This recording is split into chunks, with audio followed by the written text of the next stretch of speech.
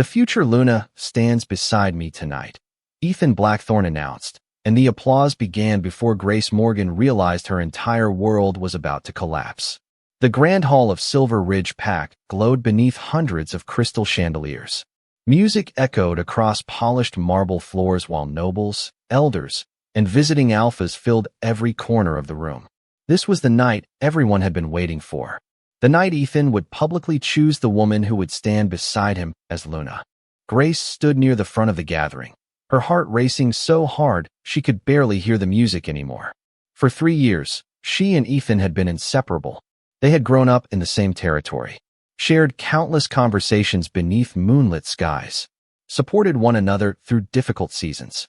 No official promise had ever been spoken, but everyone believed the outcome was obvious. Even Grace had finally allowed herself to believe it. Across the room, Ethan stood tall in a dark, formal jacket trimmed with silver. The future alpha looked exactly as people expected a leader to look: confident, respected, certain. When his eyes briefly met hers, Grace felt a familiar warmth spread through her chest. Then he turned away. A strange unease touched her. The elders stepped aside. Silence settled over the hall. Ethan extended his hand. For one impossible second, Grace thought he was reaching toward her. Instead, another woman stepped forward. Vanessa Reed. The room erupted with cheers. Vanessa smiled brilliantly as she slipped her hand into Ethan's. The sight struck Grace harder than any words could have. Around her, people immediately began celebrating. Glasses were raised. Congratulations echoed through the hall. Some guests rushed toward Vanessa. Others hurried to shake Ethan's hand. Grace remained frozen where she stood. Her mind refused to accept what her eyes were seeing. Vanessa looked radiant beneath the lights. Her elegant gown sparkled as she accepted praise from every direction. She seemed perfectly comfortable standing at Ethan's side, as though she had always belonged there. Grace suddenly became aware of how alone she was. No one looked at her. No one asked if she was all right. The crowd had already moved on. "I told you she would win," someone whispered nearby. Of course, Ethan chose Vanessa. Another voice answered. Grace never really had a chance. The words landed like stones. Grace lowered her eyes. Her hands trembled slightly, so she clasped them together to hide it. Across the room, Vanessa rested a hand on Ethan's arm. The future alpha smiled. The image felt unbearable. Grace remembered every hopeful conversation, every shared moment, every reason she had believed their paths were leading toward the same future. Now those memories felt foolish. She should have known better. She should never have allowed herself to hope. Then Ethan lifted his glass and spoke again. "Tonight marks a new beginning." More applause followed. Grace could not stay another second. She quietly stepped backward through the crowd. Nobody stopped her. Nobody noticed. The celebration grew louder as she moved toward the massive doors of the hall. By the time she reached the exit, tears burned behind her eyes. She refused to let them fall. Not here. Not in front of everyone. The doors closed behind her with a soft sound. Outside, the night air felt cold against her skin. For the first time in years, Grace understood a painful truth. Ethan Blackthorne had chosen another woman, and he had no idea what he was about to lose. Grace did not return home immediately. She wandered through the quiet streets of Silver Ridge while the celebration continued behind her. Music drifted from the distant hall, carried by the night wind like a reminder she could not escape. Every note seemed to mock her. Every burst of laughter felt like proof that the entire pack had already accepted a future that did not include her. She eventually stopped beside the small lake where she and Ethan had spent countless evenings talking about dreams, responsibilities, and the future of the territory. The water reflected the moon perfectly, calm and untouched. Grace stared at it for a long time. She remembered Ethan promising that no matter how powerful he became, he would never forget the people who truly cared about him. At the time, she had believed every word. Footsteps approached behind her. For one foolish second, hope sparked inside her chest. Maybe Ethan had come after her. Maybe he wanted to explain. Maybe there had been some misunderstanding. She turned. Her hope vanished instantly. Vanessa stood there instead. The future Luna wore the same dazzling smile she had displayed all evening. "I thought I might find you here," Vanessa said softly. Grace remained silent. She no longer trusted herself to speak. Vanessa folded her arms. "You should not take tonight personally." The words felt almost unbelievable. Grace stared at her. Personally, Vanessa sighed dramatically. Ethan made the practical choice. A future alpha needs someone who can strengthen his position. Someone people admire. Grace felt something tighten inside her chest. And you came here to tell me that. Vanessa smiled again, but there was no kindness in it. I came because I wanted you to hear it from me. The pack has already moved on. With that, Vanessa turned and walked away. Grace stood alone beside the lake, watching her disappear into the darkness. For the first time, she realized something she should have understood long ago. This was not simply about Ethan choosing someone else. Vanessa had wanted this victory. She wanted Grace to see it. She wanted her to feel it. The realization settled heavily over her. The next morning was somehow worse. Everywhere Grace went, people talked about the ceremony. Shopkeepers discussed the future Luna. Neighbors praised Ethan's decision. Several people offered awkward sympathy before quickly changing the subject. Others did not bother pretending. By afternoon, even her own family had begun encouraging her to forget what happened. You need to be realistic, her mother said gently. Life goes on. Life goes on. Grace heard the phrase 3 different times before sunset. Yet nobody seemed to understand that something inside her had broken. Late that evening, she opened a small wooden box hidden beneath her bed. Inside rested a silver bracelet Ethan had given her years earlier. She traced her fingers across the worn metal. Once, it had felt like a promise. Now it felt like evidence of a mistake. Outside her window, the lights of the pack glowed warmly against the night sky. For the first time in her life, Silver Ridge no longer felt like home. And as Grace sat alone in the darkness, a quiet decision began taking shape in her heart. If everyone had already moved on without her, perhaps it was time for her to do the same. 3 nights later, Grace Morgan stood alone on the edge of Silver Ridge with a single suitcase resting beside her boots. Dawn had not yet arrived. The sky was painted in shades of deep blue and fading silver, and the entire territory remained asleep. She had chosen this hour for a reason. Goodbyes were easier when nobody was there to witness them. A cold breeze moved through the trees as she looked one final time toward the distant lights of the pack she had called home her entire life. Memories waited everywhere she looked. The training fields where she and Ethan had spent summer afternoons. The lake where they had shared dreams about the future. The marketplace where people once greeted her by name. Now those memories felt like pieces of someone else's story. Grace tightened her grip on the silver bracelet wrapped around her wrist. She had almost left it behind. Almost. But in the end, she could not bring herself to throw it away. Not yet. The sound of approaching footsteps made her freeze. Her heart immediately betrayed her. For one foolish moment, she imagined Ethan standing behind her. Maybe he had finally realized something was wrong. Maybe he had come to stop her. Maybe he had chosen too quickly and wanted to explain. Hope was a cruel thing. When she turned around, it was not Ethan. It was her younger brother, Noah. Relief and disappointment collided inside her at the same time. Noah stopped a few feet away, breathing heavily from running. You are really leaving, he said quietly. Grace nodded. Neither of them spoke for several seconds. Finally, Noah looked toward the road leading away from Silver Ridge. Does he know? Grace already knew who he meant. No. Are you going to tell him? The answer came easier than she expected. No. Noah lowered his gaze. He is going to regret this. Grace forced a small smile. Maybe, but she no longer wanted to build her future around whether Ethan regretted anything. That chapter was over. Noah stepped forward and hugged her tightly. You deserve better than this place. The words nearly broke her. She hugged him back before quickly stepping away. If she stayed any longer, she might lose her courage. The first rays of sunlight appeared beyond the mountains. Grace lifted her suitcase and started walking. One step, then another. She did not look back again. Hours later, far away inside the Alpha residence, Ethan sat across from Vanessa during breakfast. She spoke excitedly about future celebrations, social events, and renovations she wanted to make once she officially became Luna. Ethan listened, but his attention kept drifting toward the empty chair near the window. Grace usually sat there whenever she visited. The realization was strange, uncomfortable. He pushed the feeling aside. Yet as the morning continued, an odd restlessness followed him everywhere. By sunset, he finally asked a simple question. Has anyone seen Grace today? Silence answered him. And hundreds of miles away, Grace crossed the border of Silver Ridge without knowing that the first thing Ethan had truly lost was already gone.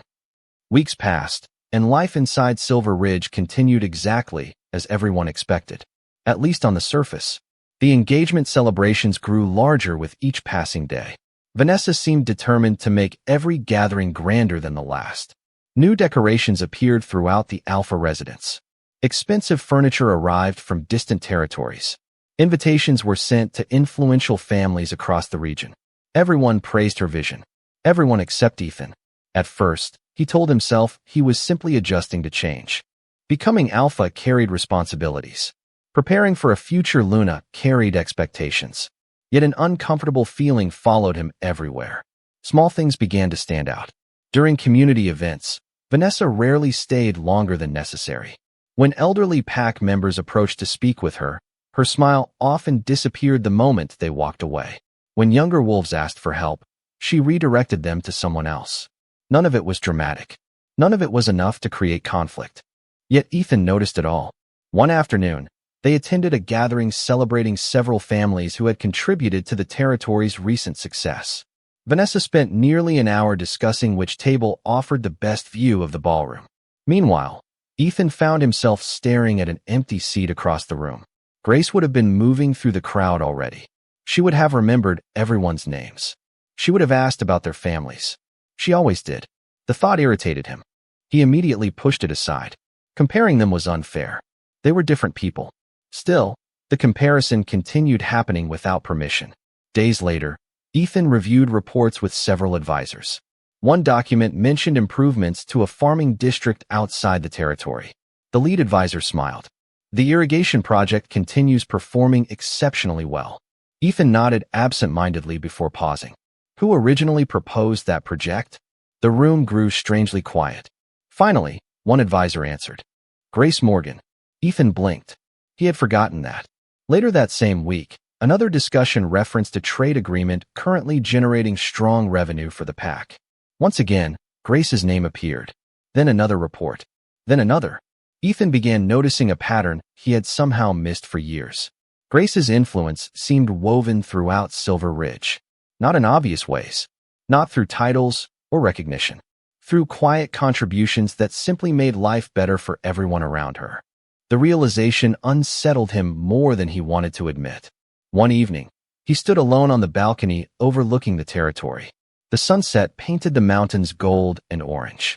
Vanessa joined him carrying sketches for future renovations. She excitedly described new guest suites and luxury additions she wanted installed after becoming Luna. Ethan listened politely, yet something felt wrong. Not because her ideas were terrible, because every conversation seemed to revolve around appearances, position, status, recognition. When she finally finished speaking, Ethan asked a simple question. Have you heard from Grace? Vanessa's smile faltered for a fraction of a second. Why would I? Ethan looked toward the distant horizon. He did not know how to explain it. He only knew the territory felt different without her. Quieter somehow. Less balanced. Vanessa slipped her arm through his and continued discussing future plans. Ethan nodded at the appropriate moments. But as darkness settled across Silver Ridge, his thoughts remained somewhere else entirely. For the first time since the ceremony, he began wondering whether the future he had chosen was actually the future he wanted. The first real crack appeared on a rainy afternoon. Ethan sat in the council chamber reviewing reports when an elderly advisor placed a thick folder on the table. These are the records you requested, he said. Ethan opened the folder without much thought. Moments later, he forgot about everything else. Page after page contained project summaries, community reports, and recommendations that had shaped Silver Ridge during the past several years. One name appeared over and over again. Grace Morgan. Ethan leaned back in his chair and frowned. He discovered that the farming improvements supporting dozens of families had begun with her proposal. The education program helping younger wolves prepare for leadership roles had been her idea. Several successful trade relationships had started because she spent months building trust with neighboring territories. Yet in almost every case, someone else had received public credit. Ethan stared at the documents in disbelief. How had he never noticed? The answer arrived immediately. Because Grace never cared about recognition. She simply did the work and moved on. The realization left an uncomfortable weight in his chest. Later that evening, he attended a formal dinner with Vanessa and several visiting leaders. The conversation revolved around future celebrations and public appearances. Vanessa spoke confidently about expanding her influence among neighboring packs. Normally, Ethan would have listened carefully. Tonight, however, his attention drifted repeatedly toward the discoveries he had made earlier. Then something happened that he could not ignore. One of the visiting leaders mentioned a difficult drought several years ago. Silver Ridge handled that crisis remarkably well, the man said. Who coordinated the relief effort?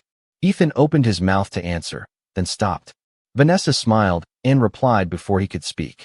The leadership team worked together. Ethan remained silent. Because he now knew the truth. Grace had organized most of that effort. She had spent weeks helping families receive supplies.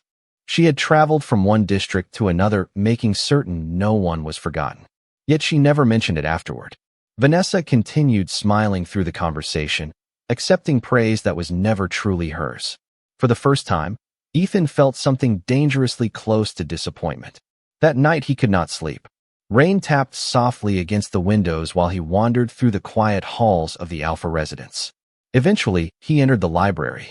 The room was empty except for rows of books and fading candlelight. His eyes settled on a familiar chair near the fireplace. Grace used to sit there for hours reading reports and making notes. Suddenly, he remembered something. Whenever problems appeared inside the territory, Grace always seemed to know about them first. Whenever disagreements threatened the community, she somehow found a way to calm tensions before they grew worse. She had never asked for power, yet she had quietly strengthened Silver Ridge in countless ways. Ethan closed his eyes. An uncomfortable question formed in his mind. Had he spent years overlooking the very person who helped carry the pack beside him? The thought followed him into the next morning. Meanwhile, hundreds of miles away, Grace stood in a bustling marketplace in a distant territory. She smiled as she helped a local shop owner arrange displays for the day. For the first time in months, laughter came easily. New friendships were forming. New opportunities were appearing. And while Ethan was finally beginning to understand who she truly was, Grace was slowly learning how to build a life that no longer depended on him. The situation inside Silver Ridge began unraveling so gradually that most people failed to notice it at first. Small complaints appeared during community meetings. Trade partners started delaying agreements. Several respected families quietly questioned decisions coming from the Alpha residents. None of these problems seemed connected until Ethan looked closer. The pattern became impossible to ignore.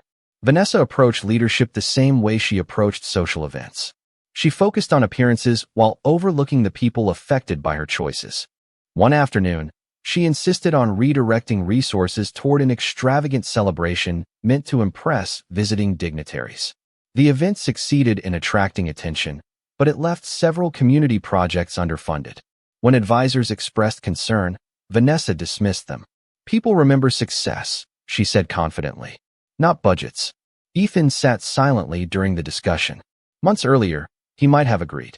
Now her words unsettled him, because he could already imagine how Grace would have responded.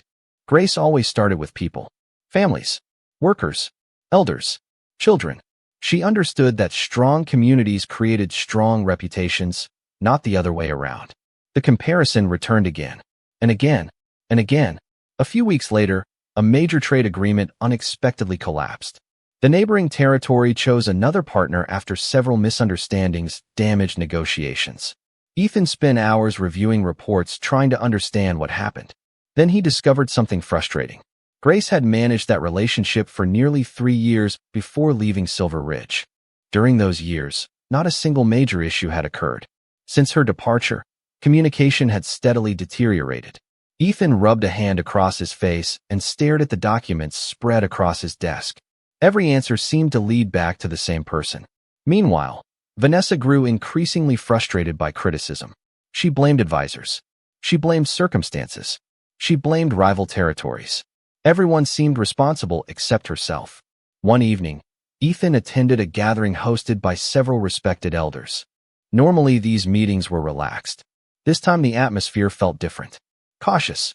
Concerned. Finally, one elder spoke openly. The pack is losing something important. Ethan looked up. What do you mean? The older man hesitated. Balance. Silence followed. Nobody argued. Nobody needed to. Ethan understood exactly what the elder meant. For years, Whenever tension appeared inside Silver Ridge, someone quietly helped hold everything together. Someone listened when others felt ignored. Someone solved problems before they became crises. Someone encouraged cooperation instead of competition. Grace had never possessed an official leadership title, yet somehow she had become part of the foundation beneath the pack itself. Ethan left the gathering long after sunset. The road home felt unusually empty. By the time he reached the Alpha residence, he already knew a truth he could no longer avoid. He had not simply lost a friend. He had not simply lost someone who cared about him. He had lost a partner in every way that truly mattered. Across the territory, lights glowed warmly through countless windows. Families shared meals. Children laughed. Life continued. Yet Ethan stood alone beneath the night sky, feeling something he had spent months refusing to acknowledge. Regret. Real regret. And for the first time since Grace walked away, he wondered whether the damage he had caused could ever be repaired. By the end of the month, Ethan stopped pretending that time would solve anything. The regret that had once appeared only during quiet moments now followed him everywhere. It waited for him in council meetings. It sat beside him during formal dinners. It lingered in every hallway of the Alpha residence. One morning, after another sleepless night, he made a decision that surprised even himself. He was going to find Grace. The announcement did not go well. Vanessa stared at him across the breakfast table in disbelief. "You cannot leave now," she said. "There are ceremonies to plan, meetings to attend, preparations to finish." Ethan set down his coffee. "The ceremonies can wait." Vanessa's expression hardened.